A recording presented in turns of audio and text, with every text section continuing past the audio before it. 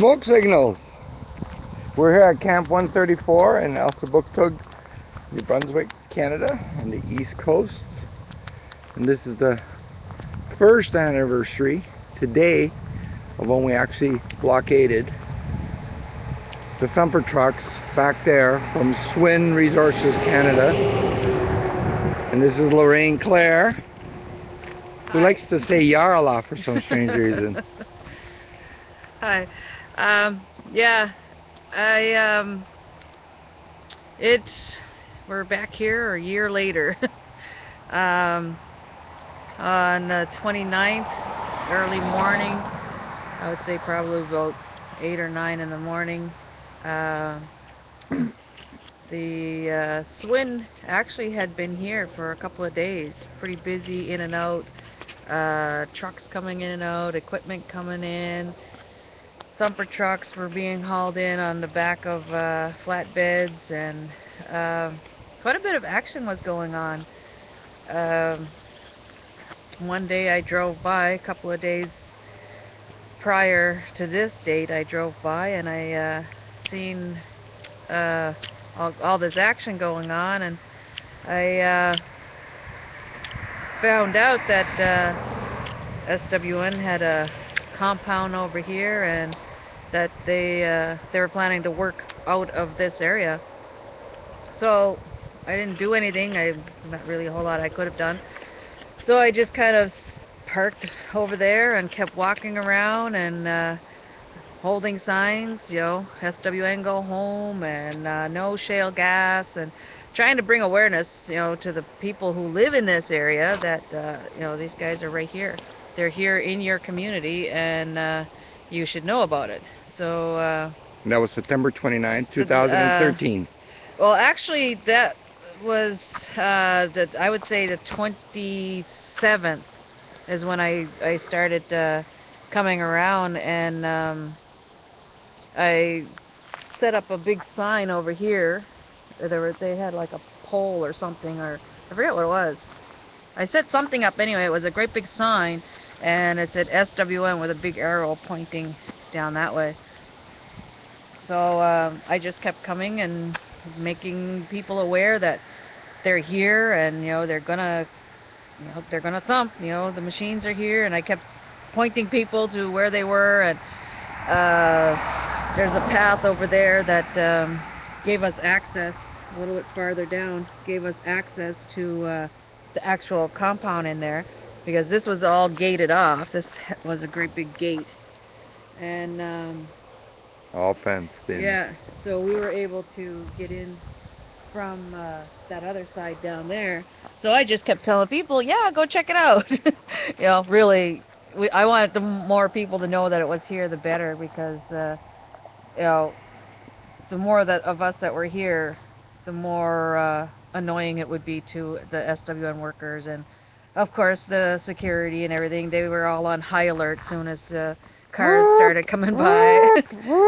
And so basically, we just kept doing that for 2 days. People just kept showing up, and um, somebody decided to drop off a one of those outdoor fire pits, and we sat over there actually, where this bench is now. But we originally started the fire over here, and so we just sat here and we had a fire, and people started coming around, and What's going on? yeah, pretty well. What's going on? What's happening? What's this SWN? And so I basically became like the info person. So And you it still just are. yeah, I guess it just started. The crowd just started getting bigger and bigger.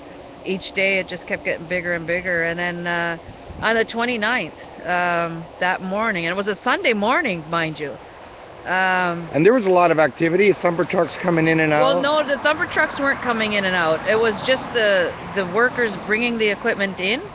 I have a couple of pictures of the flatbed truck with the thumper trucks on the back, and they're bringing them into the compound. And just workers back and forth, and crazy. They would drive by and they would call me by name. How you doing today, Lorraine? I'm like, how do you even know me? I don't know you. But anyways, Now that was Sweden was in the middle of their moratorium, quote unquote, too, right? yeah. They're not supposed to do Well, any work. no, it wasn't really a moratorium. It was,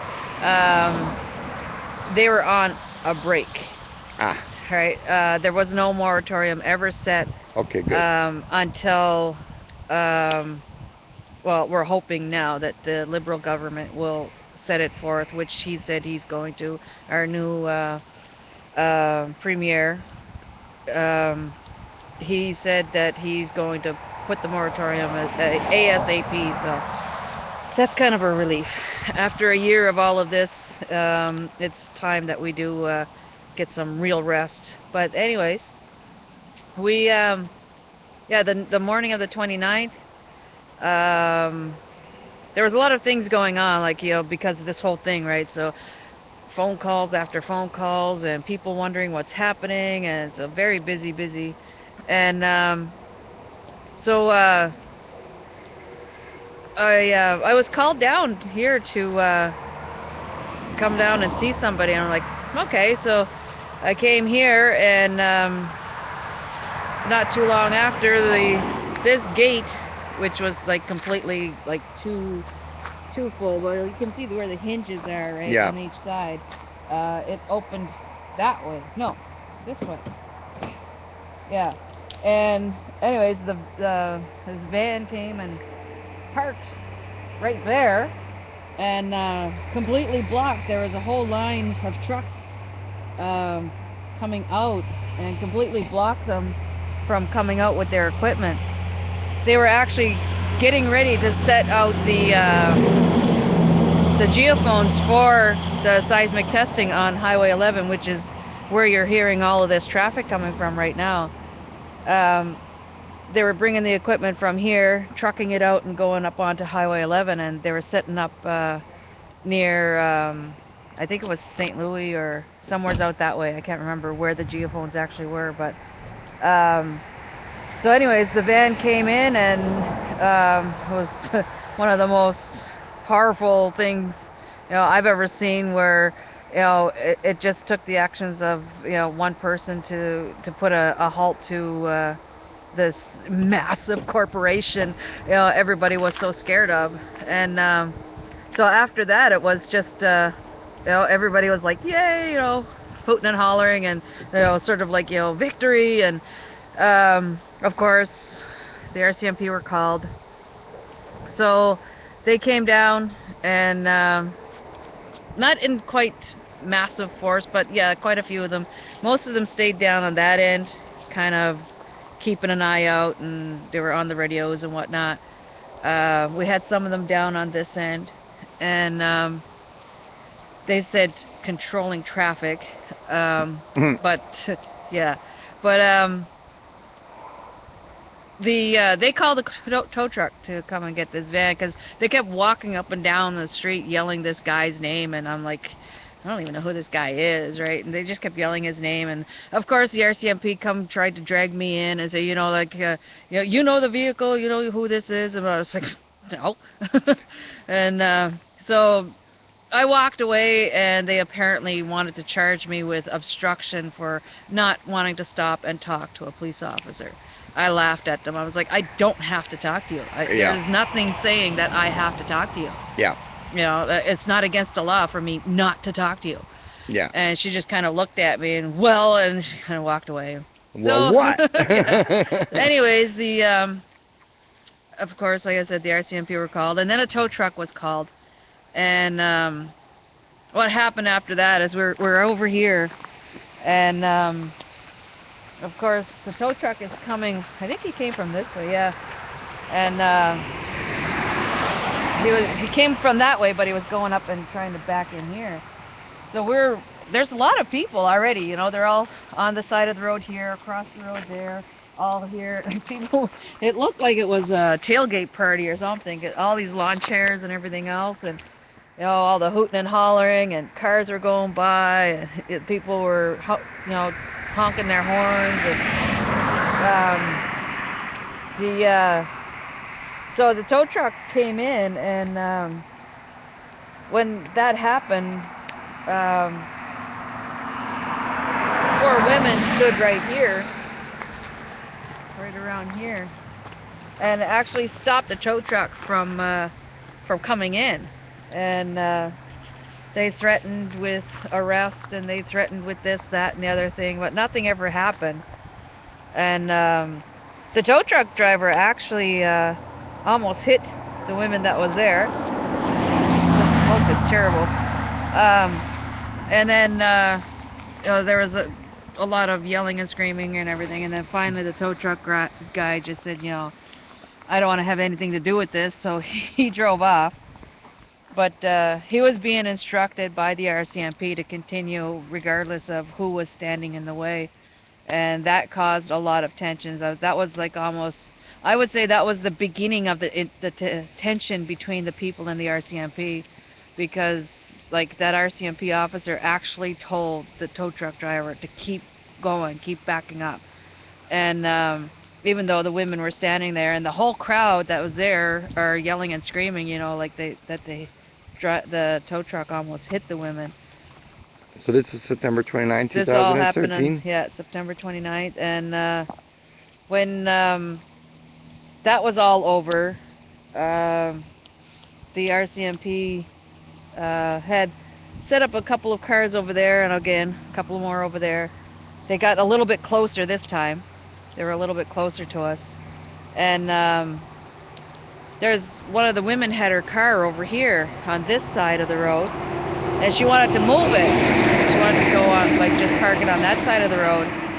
And the RCMP officer, he like started screaming at her and everything, and get out of your car, get out of your car, like, and he like kind of even like reached for his gun sort of Whoa. motion, and he's going towards her, and like he started screaming like as if it was like this major offense for her to get into her car, and he's yelling at, and then like she gets out of her car, she's it's like, Jesus Christ, just relax, I just wanted to move my car. And he's standing there and he's yelling, he's like, there won't be any cars being moved around here, going on, and like this big thing about our cars that were all like, there was cars all over the place. And he was going all on, like freaking out about it. And so that was okay. I think the car was even left there. And so people were just out and about walking and everything, and there was a big crowd here, and there's a crowd across the road. They were just on the side of the road, and people were being mindful of what they were doing, walking, crossing the street and everything. Nobody was walking on the road, nobody was blocking the road at all. And they decide, I go to the bathroom and I come out and I'm like, what the heck? They blocked off the road. They said for our safety. And once they did that, then of course the people started walking on the road and everything else. There was no big deal. And then one of their vehicles decided to drive up here from that direction, and The Swin vehicle? no, RCMP. Okay. One of their RCMP vehicles drove up, and I was like, well, wait a minute, we can't move our vehicles, then why are you moving yours? Right? So I went up to him and I told him to stop. I stood in front of the car, and I told him to back it up and move it. If we're not allowed to have our vehicles back and forth here or anything, then neither are they, if it's for the safety of the people, right? Mm-hmm. So he just sat there in his car. Like I remember this man's face. Like he just sat there with this big smile on his face, and not once did he reach to put his car in gear, like to put it in park at all. He's just sitting there, this big ass grin on his face, looking at me like, and I'm telling him, like, back it up. We're not allowed to have our vehicles on the road. You can't have yours either. And so we're yelling at him, back it up, back it up. And he actually moves the car forward and hits me.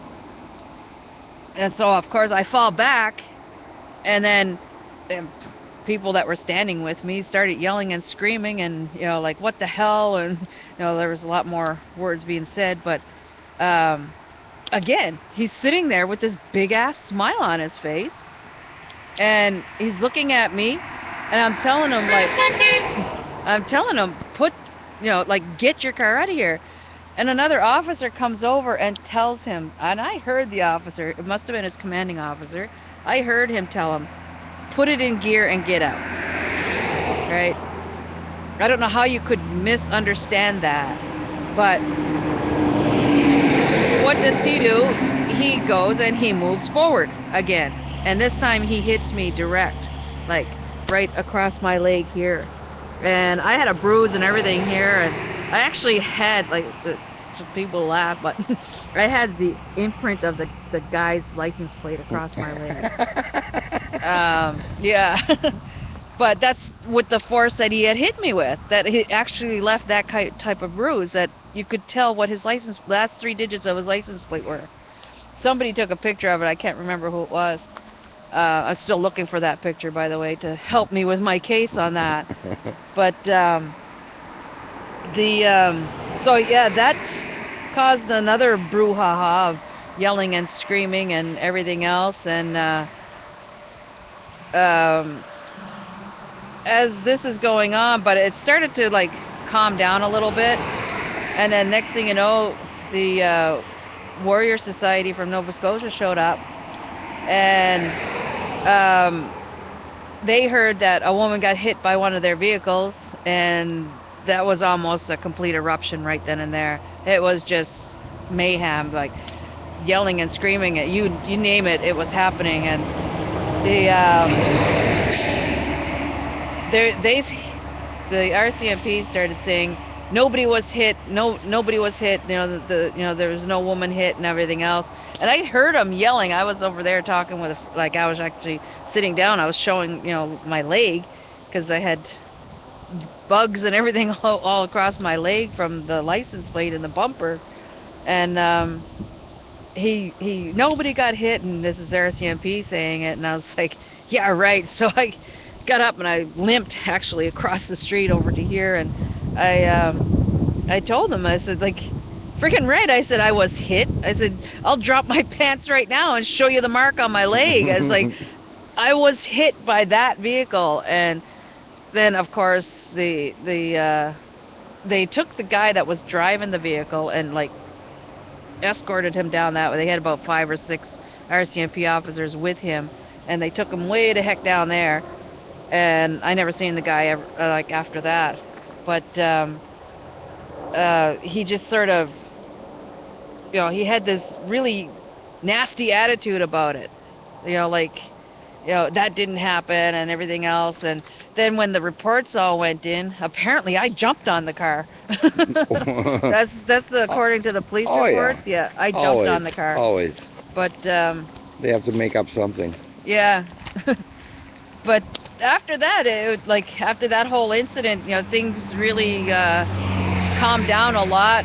Our warrior chief came over, walked around, asked everybody if they were okay, and checked in, see what we needed and whatnot. He wasn't allowed in the area, but because of the attention and whatever, the RCMP were allowing him to go in and, like, be the cooler sort of thing, that help things cool down with the people and whatever. So he just kind of made his presence known, like, I'm here sort of thing. And then after that, it was just a big social evening, really. But by then, RCMP have already made camp over here. You'll probably see it with your camera.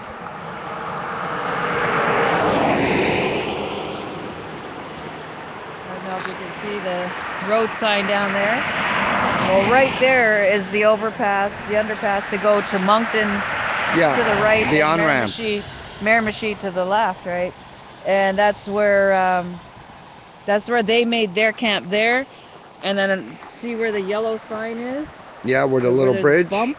Yeah. Well, just before that, there's a driveway for a car wash.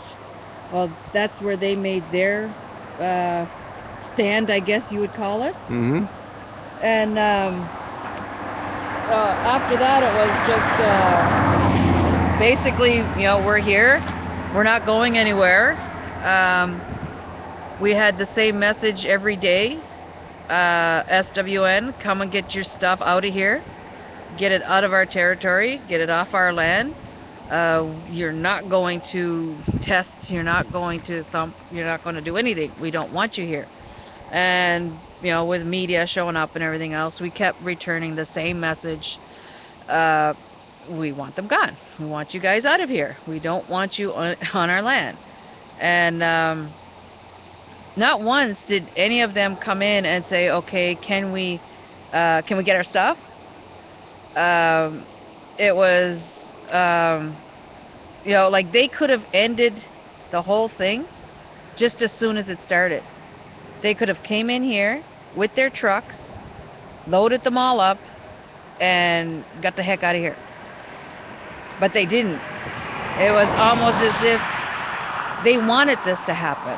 They wanted us to do this sort of thing. And, like I said, like we kept calling them out, kept telling them, get over here, get your junk, get out of here. We even offered to safely escort them out of our territory. And then it ended up being, okay, we'll safely escort you out of our province. But, they never did. They never showed up. And in the court, one of the court cases that had been heard, they said that they were never allowed access to their equipment. They were not allowed to come back or to do anything. And which is a lie, because they never did come and ask for access. If they had said, okay, we're coming in on this day, we're bringing our flatbeds back, and we're leaving, we would have been more than happy. Get your stuff and get out. It's basically what the whole message was. And to me, the longer they left it in there, they were the ones that really caused the whole thing to happen. Like SWN Resources, yeah, a subsidiary of Southwestern Energies of Houston, Texas, the 5th largest fracking company in North America. Yeah, and but they it's almost like a reenactment here. But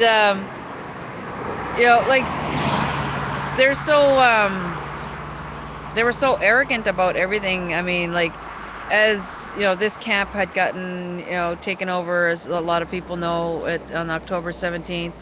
By the nasty RCMP. Yeah, by the RCMP. $5 million they spent on that day. Yeah, and but like I said, if SWN had have come in at any time, at any moment, or even called us and said, okay, we're coming to get our stuff, that would have ended the whole thing. I mean, and that's basically what we wanted. That was the only demand we had. Just get your stuff out of our territory and off our land. And not once did they even want to sit and talk with us. The premier wouldn't come and talk with us. He actually, when he finally did decide to talk to anybody, he made a meeting in Moncton that, and he made demands that he would only speak to a certain few. Like, he wasn't gonna have anything to do with the Warrior Society. And he said he didn't want to have anything to do with any non-New Brunswickers, is what his non-residents or something like that. Meaning, like, he didn't want to speak with anybody that was not a New Brunswick, resident sort of thing. Yeah, he had a lot of demands, but it didn't matter, because we still end up going and talking to him and everything, and it didn't make any difference. He still wasn't going to. Should we walk to where the thumper trucks were? Now this is Mi'kmaqi land, but leasing this is part of Irving. Yeah. This Irving doesn't own land in New Brunswick. No, they lease this. Irving leases everything. And if they say they have ownership, they have it illegally, because Mi'kmaqi is unceded land. None of our land has been sold or anything. Or The people treated who away. did, yeah, like it's never been traded or anything. The people who do have land here are, long-term descendants and whatnot who, you know, and really they don't even have deeds to their land because none of this land was given up. Um, they're only here, the settlers are only here in good faith. Um, and that's all of Mi'kma'ki, Nova Scotia, New Brunswick, PEI, and Newfoundland. And for anybody to say that they own this land, I mean, like, we don't even own it. We're stewards of it. We take care of it because our ancestors gave us that responsibility. The Creator gave us that responsibility. And, we take care of it. You wouldn't know it right now by looking at this piece of area. So how many thumper trucks? Because there was a fenced-in area here. Yeah, very large fenced-in area. Yeah. This is the... We can actually walk the length because where the fence was, the holes are still here. I'll show you. Yeah, and this is the longhouse getting ready for October 17th. See right here? This hole here and that hole right there, this was a gate and they could drive in and out. How many thumper trucks do you think? There was 5 thumper trucks in here. There was the data truck.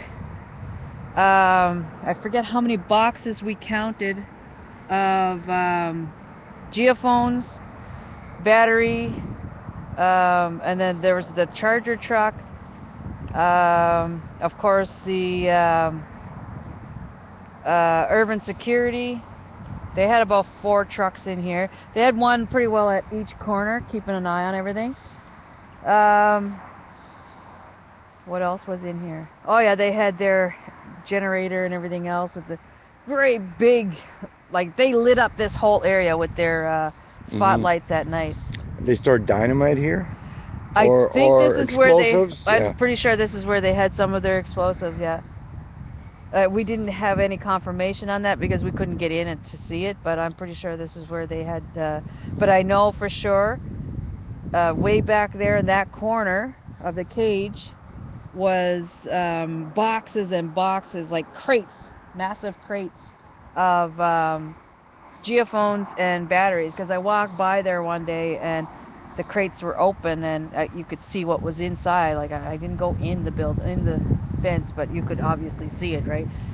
So to give you an idea, like we can walk, like show you, like, well, this is where the one pole is, right? This is the gate? Yeah, this is where the gate is, and then this whole area is just a line of fence. It's just they're not trying to hide because it's the chain link fence, right? You can see right through it. But they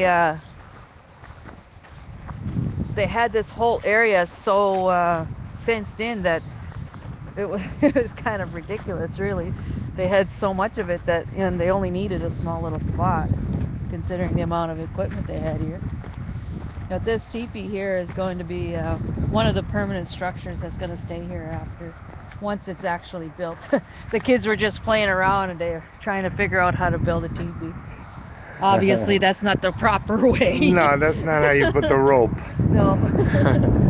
So I was telling you about the pathway that we could see, that I was sending people to come in and look. It was almost like, go check the animals. It's right there. Ah, yes. And you can, obviously, right? People could walk right through, come over here, look at, see what's going on, take their pictures and whatnot, and then walk back out and leave. A lot of people were doing it. I was encouraging it a lot. Nice. Yeah, go ahead, go say hi to them. Scouting mission. Yeah. So the more people that actually showed up and it did that, we made sure that the security that was here was on guard 24/7, right? We didn't want them to think that we're just going to stand there at the gate and let them, somehow sneak out or stuff like that.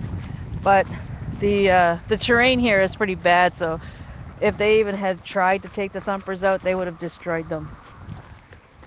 So this is right about the length, right around here.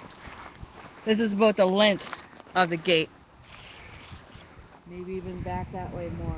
Yeah, I think it is. So remember, I was pretty close to this edge when I used to walk it, and I had a bullhorn, which was so much Nice. fun. Woohoo! I used to walk around the fence, and must be here because look, God, this is. So, anyways, yeah, I used to walk around this big fence, not only to let them know that we're here and whatnot, but being the teacher I am, I I started walking around and talking to them, the ones that were in there, and telling them and giving them history lessons, as letting them know that the reason why we're actually here, and it's like I said, this land was never ceded. You can't say that this land right here belongs to Irving, because it doesn't. This is our land, our ancestors. And if we were to actually dig in this area, we probably would find artifacts, because this is right by the river over there, the Elsipogtog River. And this is where a lot of the battles and stuff happen, right? Close to the rivers. We would probably find something if we actually started to do some sort of archaeological dig or something. But they kept with the impression that we were trespassing. And that's what every phone call, every 911 that went into the RCMP by these guys that were in this gate, basically that's what it was. We were trespassing. We were intimidating. We were threatening. What's some of the other things they were accusing us of? Oh, so many different things. But see, if you look down here, I don't know if you can really tell, but that's an actual hill.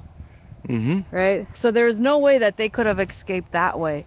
So we knew, at the time we didn't know, but we knew that keeping that area, that gate closed, keeping it blocked, keeping it occupied, that there was no way that these guys were going to be able to get out of here without, maybe being airlifted, maybe.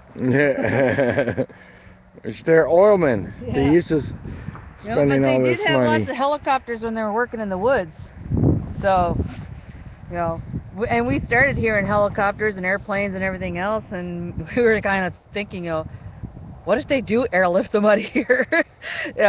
But it didn't happen. But it was probably another fence post here. I think so, yeah, somewhere's around here. So yeah, this was a really, really large compound. Fence. Yeah, it was a massive compound for them. This area right Barbed here. wire at the top of the fence? No, it was just a fence. But this whole area right here, if you see where that garbage bag is fluttering, I would say from there, like this whole square area, this was just boxes and boxes and boxes, like more, not boxes, but crates. Geophones, those battery packs, and there was another box that we could not figure out what it was. And it had like really strange writings and numbers and everything else. And that's why we kind of suspected that maybe that's where the explosive was. And it was sort of close to the security. There was a security guy over there. Yeah, we had security sitting in every corner, in their vehicles, and they were mostly facing out, looking this way, and keeping an eye on us whenever we would come out here and walk or whatever. some of them were getting very rude. Uh, so what we ended up doing is we just started telling people like just don't go because they want to instigate, and once they instigate, then of course they get on their phones and call the cops on us. Now they were privately hired Swin, Yeah, third party. What was the name of the yeah, it's outfit?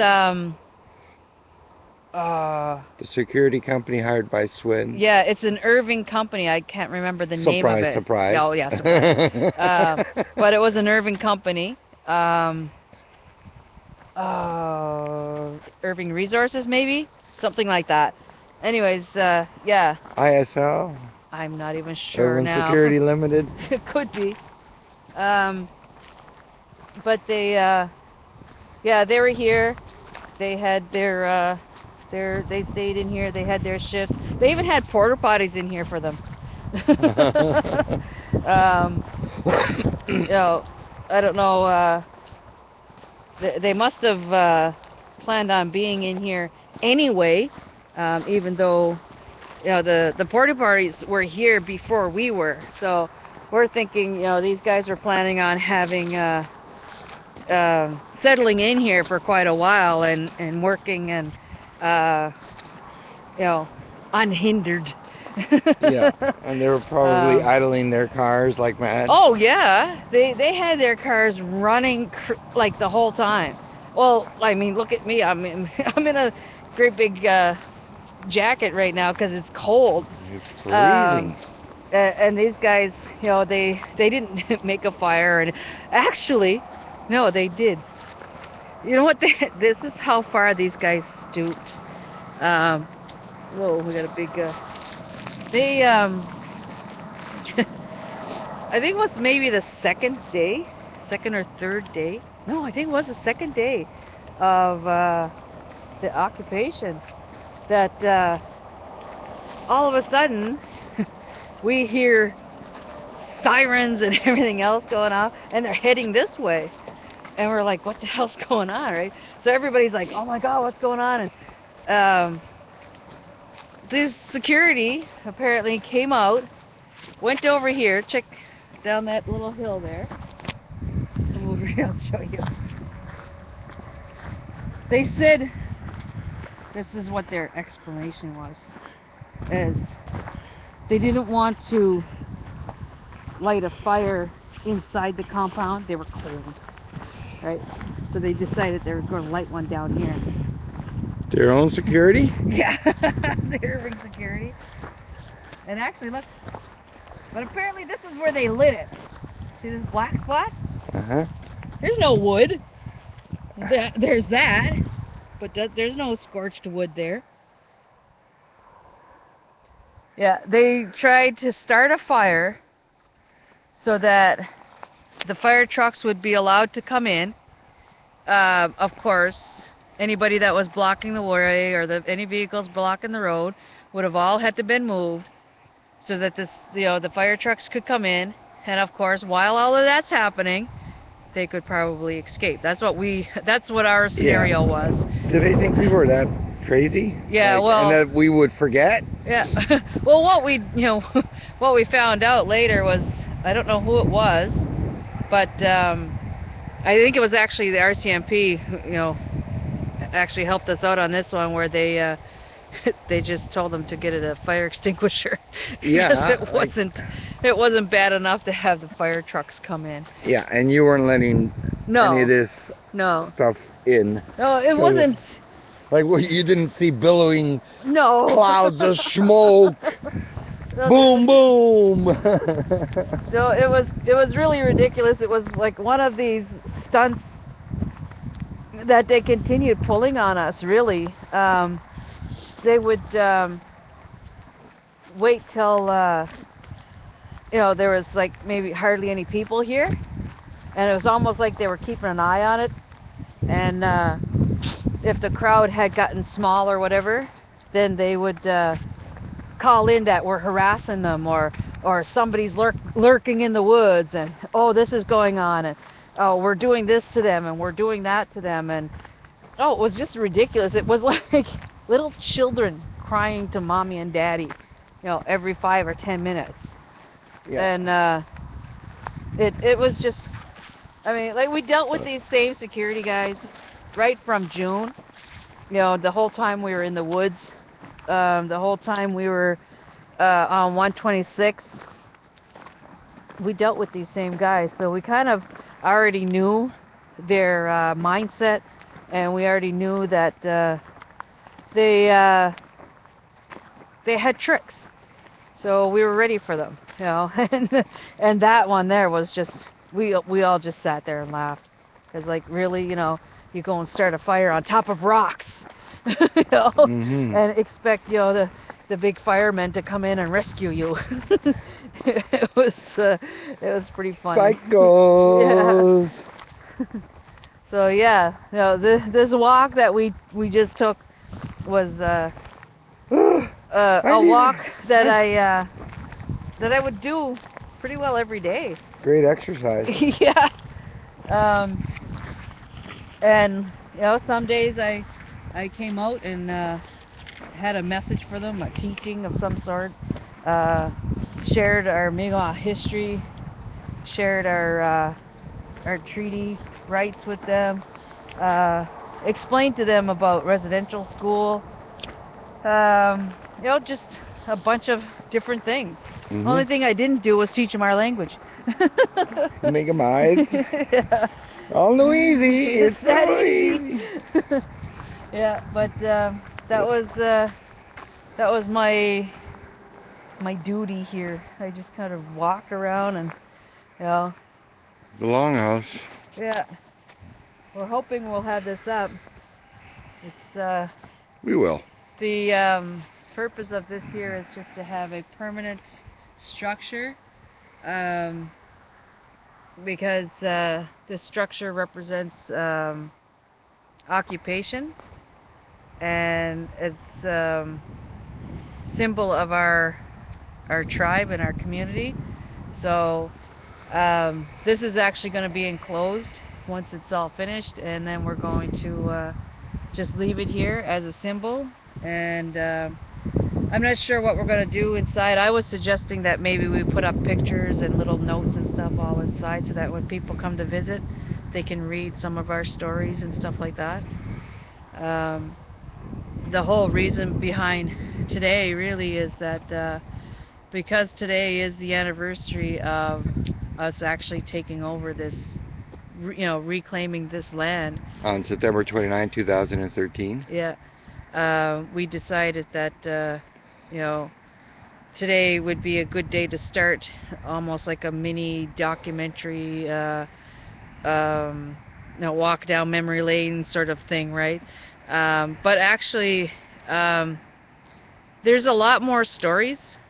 Like I've said before, there was so many people that were involved in this, as far as like bringing food, water, you name it. Like all of the communities all around us here, people took part. They helped in so many ways, bringing food, hot meals at supper time, and um, I just, I really think that we need to celebrate the fact that what happened and why we were here. Um, I don't really like the idea of celebrating the 17th, because to me that was a travesty. Um, but if we are going to celebrate that day, then let's celebrate the people who stood in that line. Those elder women, that elder that got pepper sprayed. Um, all that women that stood there arm to arm and made a line in front of the RCMP. Those youth that came out of school and came down here and you know decided to take a stand also. Those youth need to be honored and recognized. The our community itself, the people who drove down here, and some of them went through check stop after check stop even just to get to this area. They were starting to block off the roads. They were blocking off major bridges and everything else to stop people from getting here. what we were told, even at one point, is that they actually started blocking off Highway 11, and friends of ours from Restagush told us that they blocked the bridge over there to stop people from leaving. So, like, um, they really didn't want people here to help us.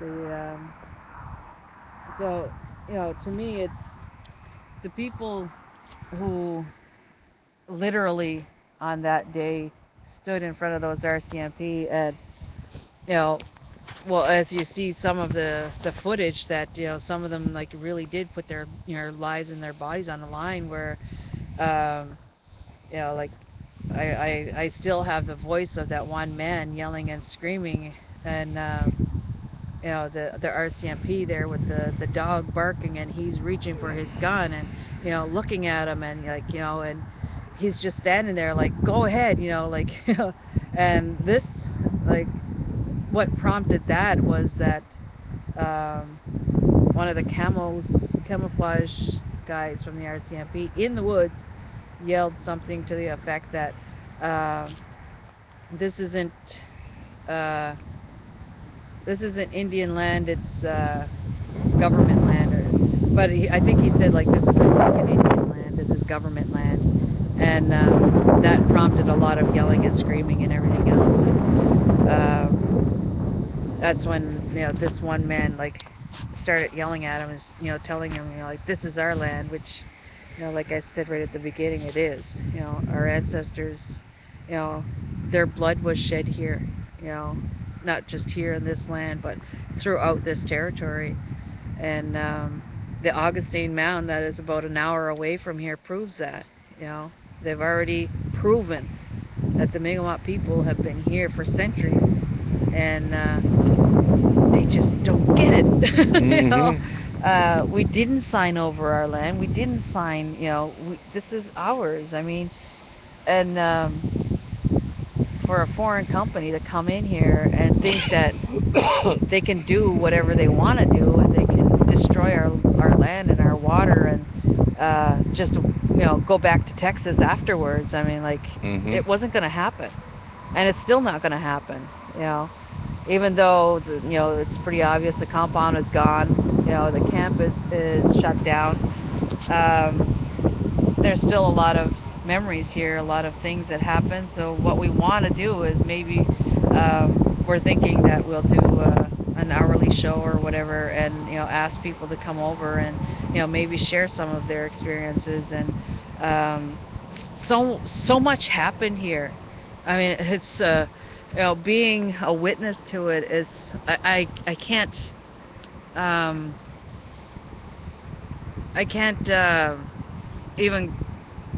even start to write it down. There's so much, and so many times I sat down, people say, journal this, journal this, journal this, and I'm like, okay. But I go to sit down, and it's just like, all this stuff is happening. I remember taking a woman down over there, one of the nights that the Northern Lights came out, and she's standing there looking at it, and she she was in tears. She says, I've never seen anything so beautiful. I've never ever seen the Northern Lights in my life. And it's like little things like that. Like, we had the sacred fire here. We had a young fella. I pretty well adopted him as my nephew now. Um, he was taking care of the fire, and we had a really bad rainstorm. And where we had the fire is, like, right on that road, so there was ruts from the trucks and everything. So the water was building in the tire tracks. So what was happening, it was building and building, and it was starting to take over the fire. And the rain was coming down pretty hard, and he got really worried. And I heard this knock on my cabin, and he's like, the fire's gonna go out. And he's like, don't, just calm down, we'll be okay here. So I gave him the instructions on how to take care of it, and what to do to make sure that the fire is going to live. And so he went out, and he did what I had told him. As I was getting some warmer clothes on, because this was raining and everything. So by the time I got there, he had already had it all under control. And so I told him, I said, it's going to be okay, and he needed to be reassured and everything. But we our fire stayed, it stayed alive, and he he did his job, what he was meant to do. But excuse me, it's little things like that. I mean, like that people need to come out and either jump online and listen to our stories, or come on over and you know just we do have another fire going. It's not a sacred fire, it's just a fire, just as the same first fire that was lit. It wasn't a sacred fire, it was just a fire to uh, basically keep warm, really. um, but it ended up becoming like, basically like the community fire. And as days went on, we just, people were bringing shelters and tents and teepees and um, more tarps and wood. And I mean, like, we're surrounded by wood, but cutting down these woods um, was basically almost like against what we were here for, right? We were trying to preserve, not destroy, right? Um, but that's that's for another day, I guess, that story. Well, as you may have seen, some of the video here of the site. It's not too it wasn't too well kept, but we do plan on fixing that. And as soon as we get some more money, we are going to come back and completely clean it, and hopefully turn it into a place that people can come and, just and to do exactly what I say, just to come and sit and talk. And we're not giving the land back. We're not relinquishing it back to Irving, uh, because we never did give it to them to begin with. Um, Treaty Day is coming up, as some of you may know. October 1st. October 1st. And on October 1st, last year, our chief and council came down and read a BCR stating that we are reclaiming this land, because the we do not believe that the government has the right to give our land to corporations that are going to come in and destroy it, and misuse the land and the resources that are here. So this land is now Elsipogtog land, and as far as we're concerned, it will remain that way. Um, but yeah, so uh, after that, it was just like I said, just people coming over and sitting around the fire, which was actually right there where the stage is. And we just sat, and we were here, and people started coming around, and it's just, kept sharing stories and talking. And um, we didn't, we just decided, not to leave. And we, uh, we didn't Hey, your have, brother's here. we didn't have any intentions of, taking over or anything like that. We just wanted to stop what was happening. And it just ended up being that, that was the only way we were going to actually stop it, was to reclaim this land.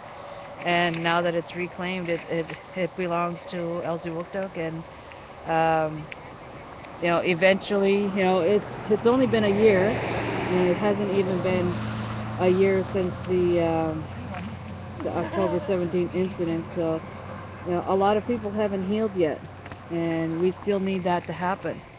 We need our people to heal from, the tragic events of that day, and to give them the honor that they deserve, give them the respect that they deserve, and the time for them to heal. And what we felt is having this constant structure here wasn't giving them that time. Um, the also the children that had that school. The daycare There's a and daycare, the high there's school. high school, and right across the road there's middle school, and then just down the road a little bit is an elementary. And all three of these schools, plus the daycare, were all put in an automatic lockdown. So, like, we have three schools and a staff, a daycare staff, that I think need time to heal. You Mm-hmm. know, they have to drive by here every day to go to school and have, this structure that's sitting here, a Mm-hmm. constant reminder of what they had to go through that day. And I think, like we talked about it at the community, and we said, like, it really is time to let the people heal. Let the, Mm-hmm. let everything um, go down. Winter is coming. There's no real need to occupy. I mean, we're going to be here. The people are going to show up regardless. Um, but we're not going to have like a constant occupation anymore. Like we're not going to, people will be here. It's you can't like once you've been here, spent time here, had that community feeling, had that experience of sitting with the people, it's you get like addicted, and you keep getting drawn back here. So like I'm sure that a fire will be burning here pretty well every night, Mm-hmm. but it's not going to be an occupation. It's going to be more of let's get together and let's start talking and let's start healing. And that's what I'm. Because we have to occupy the actual places where they're going to frack now. We have to move Yeah, on. yeah. The right now, what's going to happen is, well, a moratorium is supposed to be imposed. Um, Once that happens, then of course, nothing. No, there's not going to be any fracking or anything going One on. hopes. Yeah. We know Uh, what SWIN does with moratoriums and lulls. yeah, They keep but at it. what the right now we know of the areas, like we have the actual area of where they want to put well pads. So the idea is to take whatever was here as far as encampments and everything else and go and occupy all of those areas. Like I said, put up structures of uh, what do you call it? Reclaimants Hmm. structures, so that once those reclaimant structures are put up, there's they no longer can say it's unoccupied land, and they can't turn around and evict anybody, especially if they're from Signuktuk. They can't turn around and evict them because it's rightfully their land. Hmm. So that's the whole idea right now, and what we want to do is to um, reclaim the lands that are rightfully ours. Hmm. I don't know if these guys want to be on camera or not, so you just have Why to don't ask them. you interview them? I'm just Do any of you directing. guys want to go on camera? Don't show them. So he takes the camera that way. They're all They shaking their already been heads. on. We were already on. I They're mean, do you want to regulars. be like interviewed or say anything or You're doing anything like quite a that? good job. You're doing a better job than we will all say. You're. What's the point?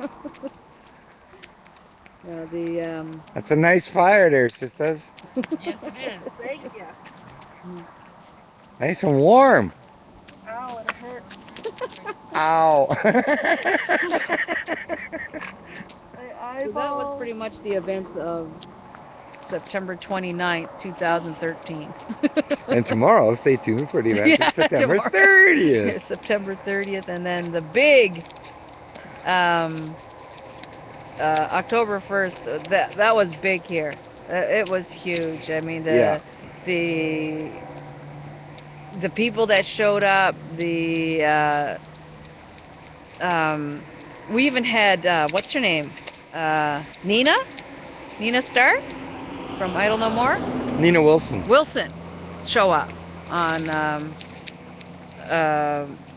yeah, it was Treaty Day. She showed up, and but like I said, there was so much that happened, so many major events that you know it would take us from now until then to really tell all of the real stories, the people's real stories that were here, and the things that they did and how they took part, and um, it, it it's amazing how this one place, like sort of rekindled all of the friendships and everything, and families came together. Some fell apart, but what happened was there was always a um, sort of like an understanding. Like our ancestors, anyway, had an understanding with the Acadians of you help us, we help you, sort of thing. And I don't know what happened somewhere down the road that kind of broke apart, and there ended up being tensions and whatnot between the Mi'kmaq and the Acadians and the English and the Anglophones, and um, you know it took something like this, the shale, like SWN coming into our territory to rebuild that. And to me, that was like one of the most powerful things that came out of the whole thing, is that um, the the friendships and the like new friendships, and rekindling of old friendships between the nationalities. Like we have more um, Anglophones and Francophones coming onto our into our community of Elsipogtog now than we ever did, and they feel free to do so because uh, that's what the message that we've given them is, Mm-hmm. you're welcome to be in our community. You're welcome here.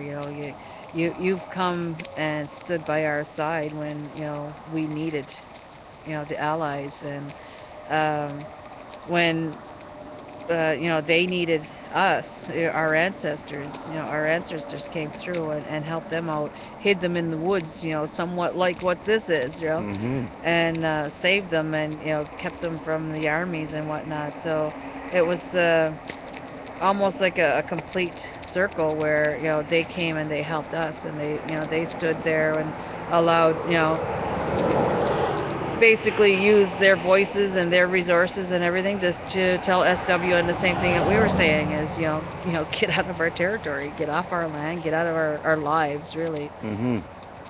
And so like it's just one of those miraculous things that happened.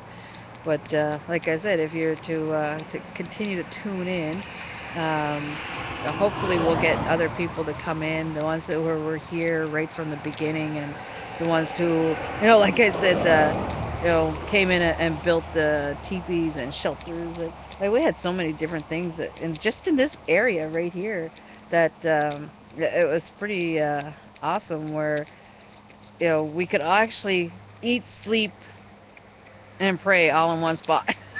And it was just within that pole to this road, and basically that's all we needed, really. People put their tents in each.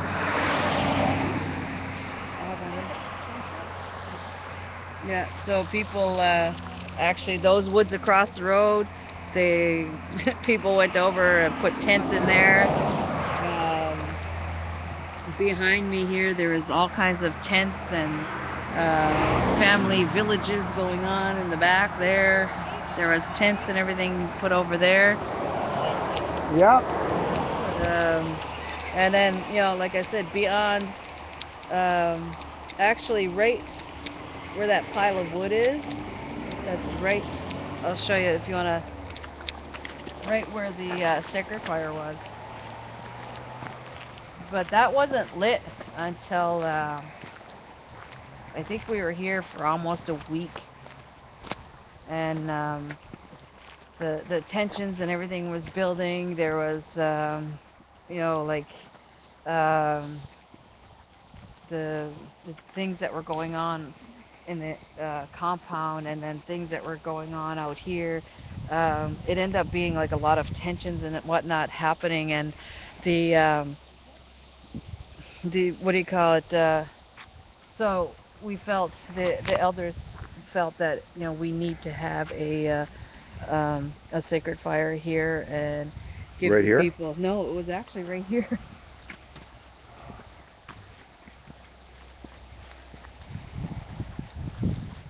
Like right around here.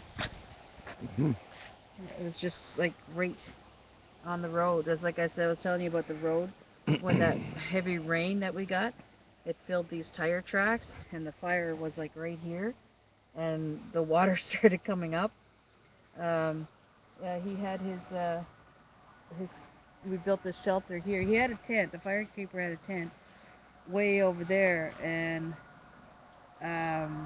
I had a dream telling me to get him out of there, to keep him safe.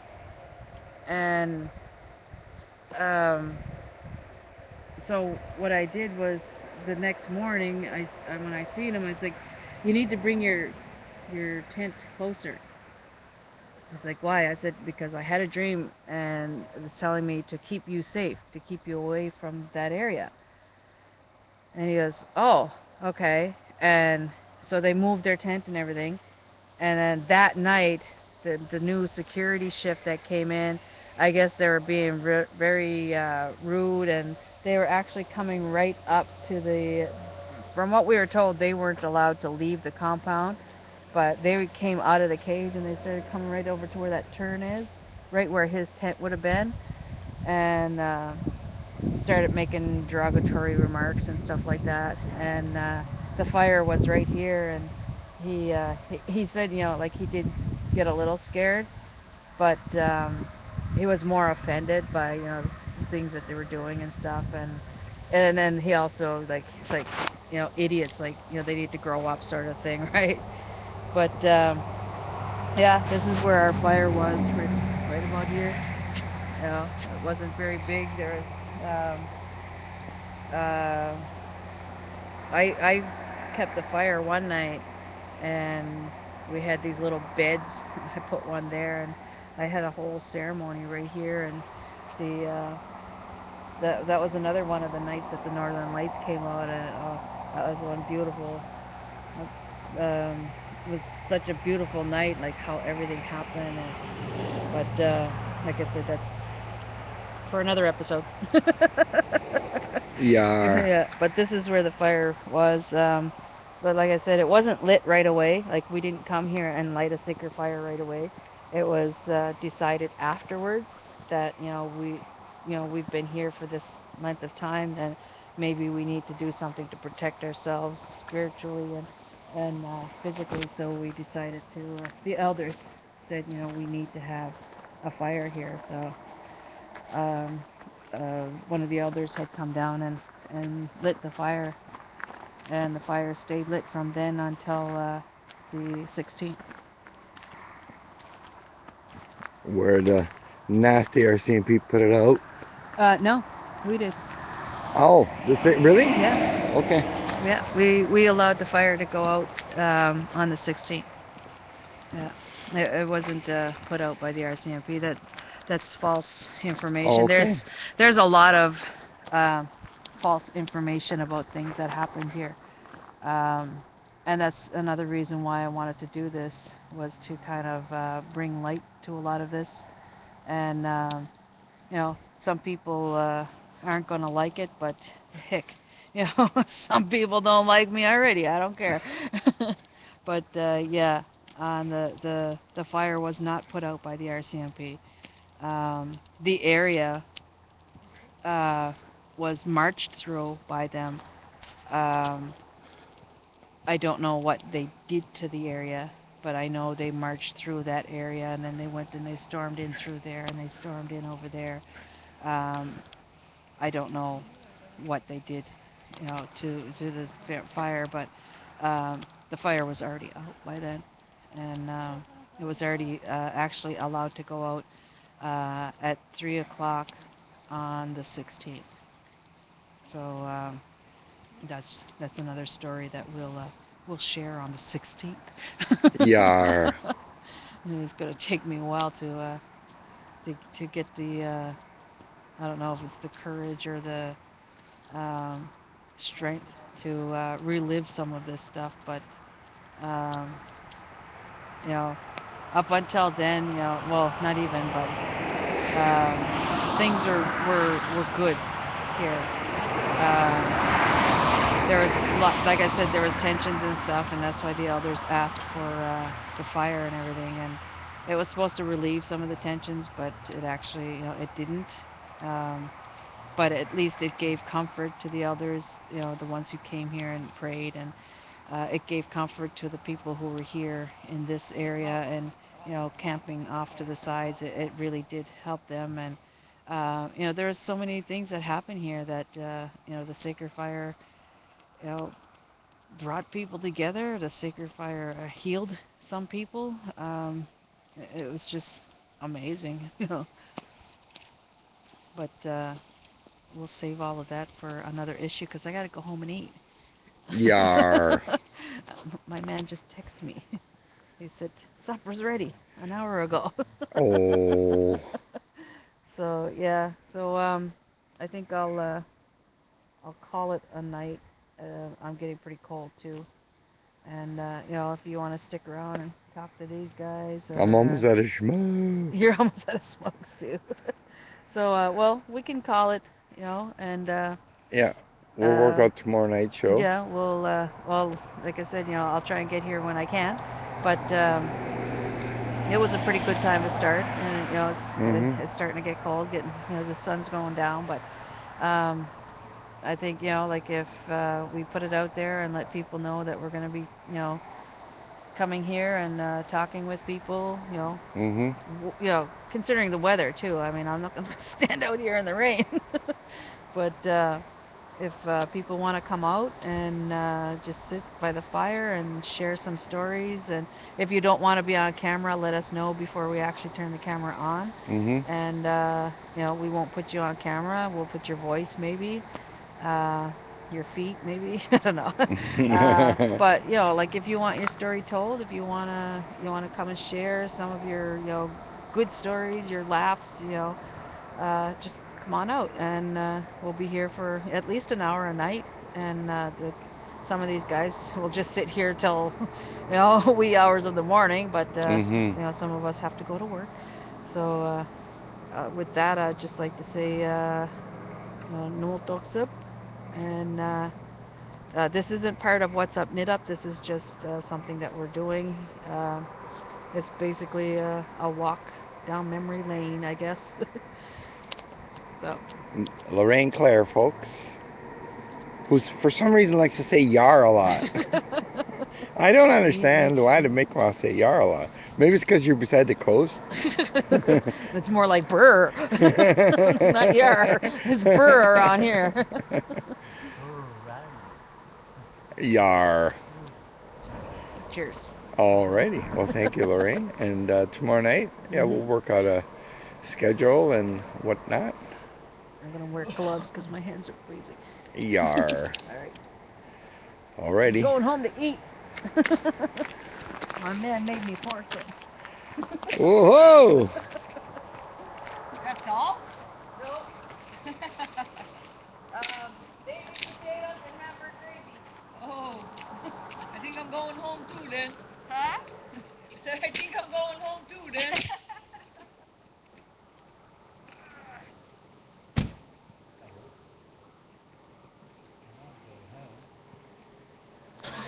We're on live stream.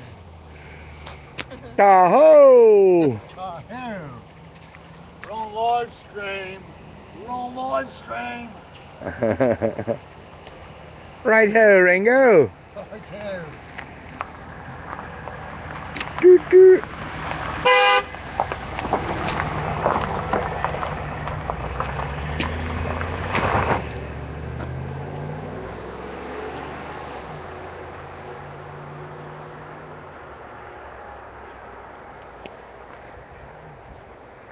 Yar, a nice roaring fire. Coffee's on the way. Coffee is on the way. Ooh, I can feel that warm. I think the audience at home could feel it. Oh yeah. This place to be. Yeah, now that's a camping couch. Hi, Dad. Hi, Dad. Hello, Dad. Ringo, Ringo. John Paul Ringo. John Paul. George. Oh, George. Go, George. Oh my God. George. Georgie. I'm gonna call my son Georgie. George. You're gonna have a son? I'm gonna have a son. His name is gonna be Georgie. And when is this son gonna be born? Georgie Porgy, put it in the pie. I would be sassy in here all the time. When does your coffee be? Coffee! Oh man. It's not a latte, but it's a coffee. He could have got a latte. The mocha latte. Oh, no, no, no. Not a Timmy's latte. Please. That's from a machine. We're gonna have to go to Govan and have these lattes now. Shanger lattes. Made with love. Hey, Mom. Lorraine leave? Yeah, she had supper already. She had to go. Oh. Yar. Hi. You wanna Double, say, double. Oh, thank you. Not a latte. You want to say something to our Acadian and Francophone friends about what's Oh going my on here? goodness. Don't put me on the spot like that, D. Just where we're at and what's going Y'all on. did. Y'all really. Now Here. it's your turn. I don't drink coffee. I'll take it. I'll look at it Luella later. will take it. You would have got a mocha latte. Is it double double? Yeah. True, true. What's going on?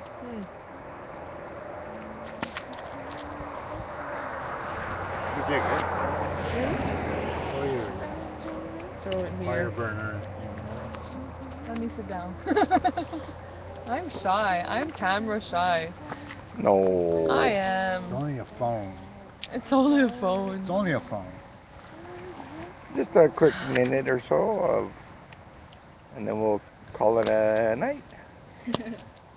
Well, what you've done today, having Lorraine explain everything that happened and to commemorate this day, which started, which started something just amazing. Easy.